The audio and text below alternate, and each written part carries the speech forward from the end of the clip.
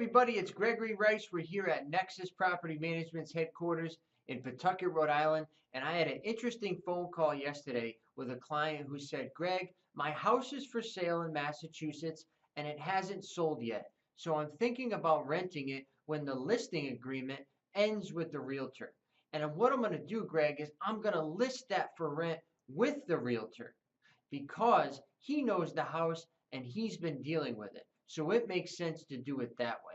So, coming from experience, I can tell you if you ask Nexus to list your house for sale, we would not be the best fit for you because it's not what we specialize in. We don't do sales, we do property management.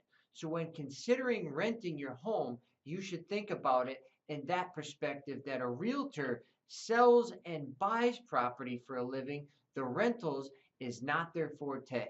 So once again, this is Gregory from Nexus Property Management, your property managed.